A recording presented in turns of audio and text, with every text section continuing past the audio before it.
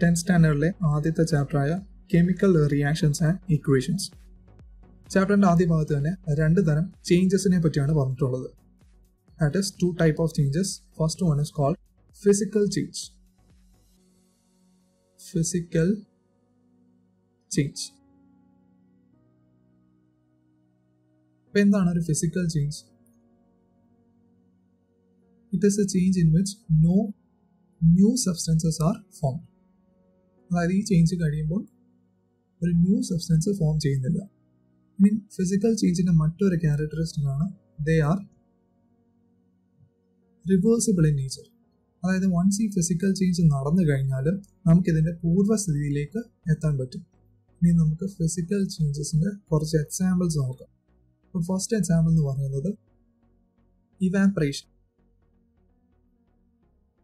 What is evaporation? It is a change of state of liquid to gas below boiling point. In വേറൊരു example ആണ് freezing of water.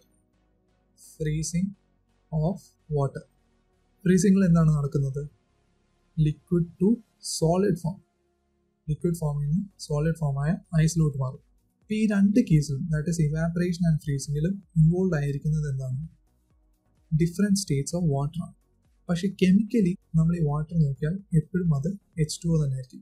That means even though change of state happens, chemically the molecule is water itself. ഇവിടെ physical properties മാറും.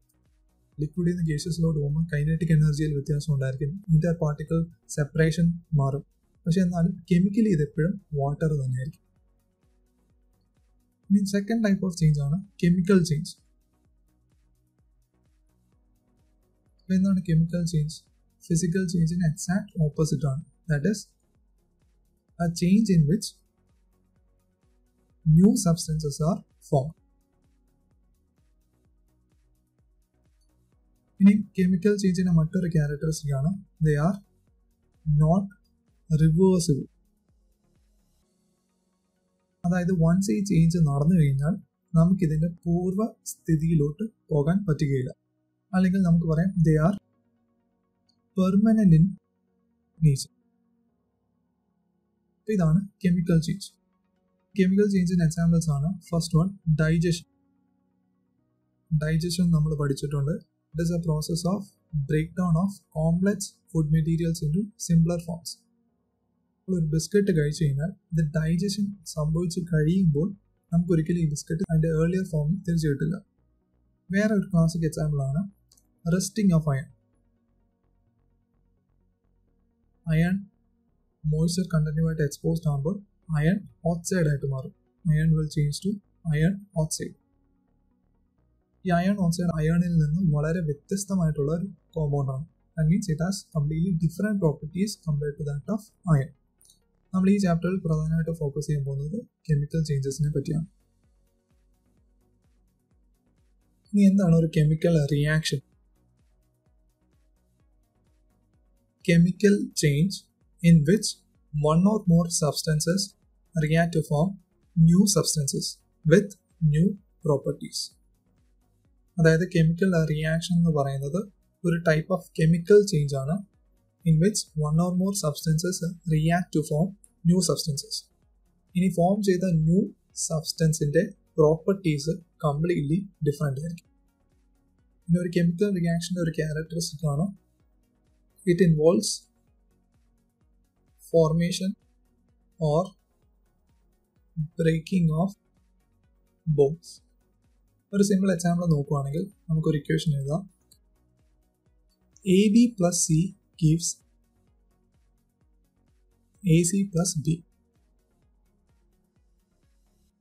ഇവിടെ ആദ്യം ഈ reactant സൈഡിൽ എയും ബിയും തമ്മിലൊരു അട്രാക്ഷൻ ഉണ്ട്. ഈ അട്രാക്ഷനെയാണ് നമ്മൾ ബോണ്ട് എന്ന് വിളിക്കുന്നത്. അപ്പോൾ ഇവിടെ എയും ബിയും തമ്മിലുള്ള ബോണ്ട് ഇവർ സിയുമായിട്ട് റിയാക്ട് ചെയ്ത് കഴിയുമ്പോൾ ബ്രേക്ക് ആവും. ബ്രേക്ക് ചെയ്ത് കഴിഞ്ഞിട്ട് പുതിയൊരു ബോണ്ട് ഫോം ചെയ്യുന്നത് എയും സിയും തമ്മിലാണ്.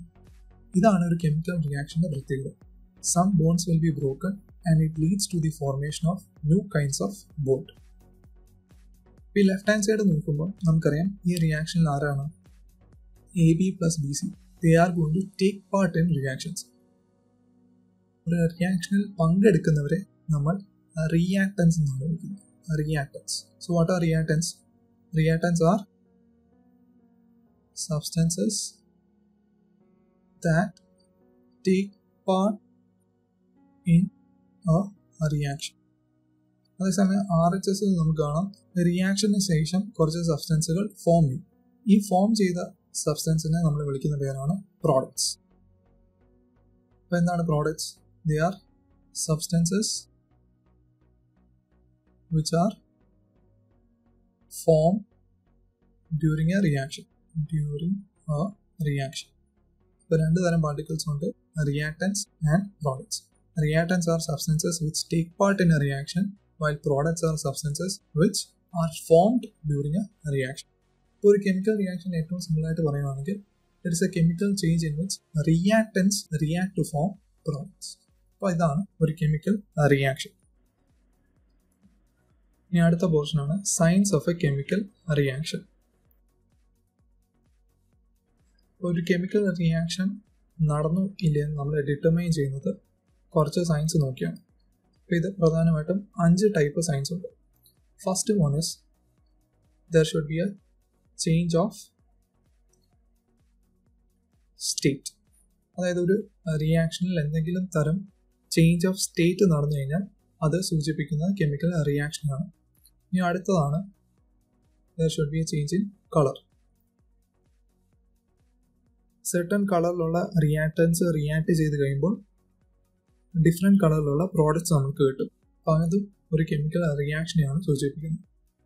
അടുത്താണ് change in temperature. Change in temperature. ചില റിയാക്ഷൻസ് നടന്നു കഴിയുമ്പോൾ അതിൻ്റെ ടെമ്പറേച്ചർ വല്ലാതെ കൂടാനും ചില റിയാക്ഷൻസ് നടക്കുമ്പോൾ ടെമ്പറേച്ചർ കുറയാനും സാധ്യതയുണ്ട്. ഇതും ഒരു കെമിക്കൽ റിയാക്ഷൻ്റെ സൈനാണ്. ഇനി അടുത്തായിട്ടുള്ളതാണ് എവല്യൂഷൻ ഓഫ് ഗ്യാസ്. അതായത് ഒരു റിയാക്ഷൻ നടന്നു കഴിയുമ്പോൾ ഗ്യാസ് ഇവോൾവ് ചെയ്യുകയാണെങ്കിൽ അതും ഒരു കെമിക്കൽ റിയാക്ഷൻ്റെ സൈനാണ്. ഇനി ലാസ്റ്റ് ആയിട്ടുള്ളതാണ് formation of precipitate. Formation of precipitate. അപ്പോൾ ഇവിടെ എന്താണ് precipitate? Precipitate is a insoluble substance. Insoluble substance. It is an insoluble substance which separates out from a solution. അതായത് ഒരു സൊല്യൂഷനിൽ ഡിസോൾവ് ചെയ്യാതെ സോളിഡ് ഫോമിൽ ഡിസോൾവ് ചെയ്യാതെ കിടക്കുന്ന സോളിഡ് സബ്സ്റ്റൻസിനെ നമ്മൾ വിളിക്കുന്ന പേരാണ് പ്രസിപ്പിറ്റേറ്റ്. അപ്പോൾ ആ ടൈപ്പ് ഓഫ് റിയാക്ഷനെ പ്രസിപ്പിറ്റേഷൻ റിയാക്ഷൻസ് എന്ന് പറയാറുണ്ട്. ഇനി നമുക്ക് സിമ്പിളായിട്ടൊരു കെമിക്കൽ റിയാക്ഷൻ കൺസിഡർ ചെയ്യാം. That is burning of call. Burning of call. ഇനി ഈ റിയാക്ഷനുമായിട്ട് ബന്ധപ്പെട്ട് നമ്മൾ കുറച്ച് ടേംസ് ഇൻട്രൊഡ്യൂസ് ചെയ്യാം. അപ്പോൾ ആദ്യത്തെ ടേം എന്ന് പറയുന്നത് വേർഡ് ഇക്വേഷനാണ്. Word equation. വേർഡ് ഇക്വേഷൻ എന്ന് പറഞ്ഞാൽ ഒരു റിയാക്ഷനെ നമ്മൾ വേർഡിൽ റെപ്രസെൻ്റ് ചെയ്യുവാണ്. That is it is a chemical reaction expressed in words. ഇപ്പോൾ ബേണിംഗ് ഓഫ് കോള് നമ്മൾ വേർഡ്സിൽ എക്സ്പ്രസ് ചെയ്യുകയാണെങ്കിൽ കോൾ എന്ന് പറയുന്നത് എന്താണ്? കാർബണിൻ്റെ ഫോം തന്നെയാണ്. കാർബൺ. ഇനി ബേണിങ്ങിൻ്റെ മീനിങ് ഏതൊരു സബ്സ്റ്റൻസിനെ നമ്മൾ ഓക്സിജനുമായിട്ട് ട്രീറ്റ് ചെയ്യണം. ഇവിടെ കാർബൺ പ്ലസ് ഓക്സിജൻ. ഈ കാർബണും ഓക്സിജനും കൂടി ചേർന്നോളും എന്നുണ്ടാവും. It forms carbon dioxide. അപ്പോൾ ഈ ഒരു റെപ്രസെൻറ്റേഷനെയാണ് നമ്മൾ word equation കൊണ്ട് ഉദ്ദേശിക്കുന്നത്. That is, the chemical reaction is expressed in words. Carbon plus oxygen gives carbon dioxide. ഇവിടെ കാർബണും ഓക്സിജനുമാണ് reactance, while carbon dioxide is the product. ഇപ്പോൾ എല്ലാ ഇക്വേഷനെയും വേർഡ് ഇക്വേഷനിൽ എഴുതാൻ പോയി കഴിഞ്ഞാൽ ഇക്വേഷൻ ഭയങ്കര ലെന്തി ആവും. അത് മാത്രമല്ലാതെ എഴുതാൻ വളരെ ടൈം കൺസ്യൂമിങ് ചെയ്യും. അപ്പോൾ അതിനെ കുറച്ചുകൂടെ എളുപ്പത്തിൽ എഴുതാൻ വേണ്ടി നമ്മൾ സിമ്പിൾസ് ഉപയോഗിക്കും. സിമ്പിൾസ്. അപ്പോൾ സിമ്പിൾസ് എന്ന് പറഞ്ഞാൽ എന്താണ്? എല്ലാ എലമെൻറ്റും ഒന്നല്ലെങ്കിൽ 2 ആൽഫബറ്റ് വെച്ച് ഡിനോട്ട് ചെയ്ത് നമ്മൾ ആ ഇക്വേഷൻ റെപ്രസെൻ്റ് ചെയ്യും. ഇപ്പോൾ കാർബണിൻ്റെ സിമ്പിൾ നമ്മൾ പഠിച്ചിട്ടുണ്ട്. ഓക്സിജൻ ആറ്റത്തിൻ്റെ സിമ്പിൾ O ആണ്, പക്ഷെ ഇവിടെ ഓക്സിജൻ മോളിക്യൂളാണ്. അപ്പം O2, ഇറ്റ് ഇസ് C+O2. ഇനി കാർബൺ ഡൈ ഓക്സൈഡിൻ്റെ സിമ്പിൾ നമുക്കറിയാം, ഇറ്റ് ഇസ് CO2. ഇതിൻ്റെ സിമ്പിൾ ഫോം അല്ലെങ്കിൽ നമുക്ക് പറയാം it is using chemical formula. Chemical formula. ഒരു മോളിക്യൂളിനകത്ത് എന്തുമാത്രം നമ്പർ ഓഫ് ആറ്റംസ് ഉണ്ടെന്ന് ഡിനോട്ട് ചെയ്യുന്നതാണ് കെമിക്കൽ ഫോർമുല. ഇനി ഇത്തരത്തിലുള്ള റെപ്രസെൻറ്റേഷനെയാണ് നമ്മൾ എളുപ്പത്തിൽ കെമിക്കൽ ഇക്വേഷൻ എന്ന് പറയുന്നത്. Chemical equations. Chemical equation is the shorthand representation of a chemical reaction. Symbols and formula of reactants and products. Shorthand representation of a chemical reaction using symbols and formula of reactants and products. അപ്പോൾ അതാണ് ഒരു chemical equation എന്ന് പറയുന്നത്. അപ്പോൾ എപ്പോഴും ഒരു chemical equation മുമ്പ് പറഞ്ഞ പോലെ LHSൽ നമുക്ക് റിയാക്ടൻസ് വരും, RHSൽ നമുക്ക് പ്രോഡക്ട്സ് വരും.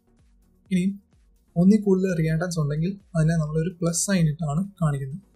ഇനി റിയാക്ടൻസിൻ്റെയും പ്രോഡക്ട്സിൻ്റെ അടുക്കൽ ഒരു ആരോ ഉണ്ട്. This arrow shows the direction of the reaction. The direction of the reaction. അതായത് ഏത് സൈഡിലോട്ടാണ് റിയാക്ഷൻ പ്രൊപ്പഗേറ്റ് ചെയ്യുന്നത് എന്ന് നമ്മൾ ഈ ആരോ നോക്കിയാണ് മനസ്സിലാക്കുന്നത്. അപ്പോൾ ഈ സെയിം ഇക്വേഷൻ ആരോ തിരിച്ചിട്ട് കഴിഞ്ഞാൽ that is carbon dioxide forms carbon and oxygen. ഇവിടെ റിയാക്ഷൻ്റെ മീനിങ് മാറി. Here it means carbon dioxide കാർബണും ഓക്സിജനുമായിട്ട് ബ്രേക്ക് ഡൗൺ ചെയ്യും. അതാണ് ഇതിൻ്റെ meaning. Arrow would always shows the direction of the reaction.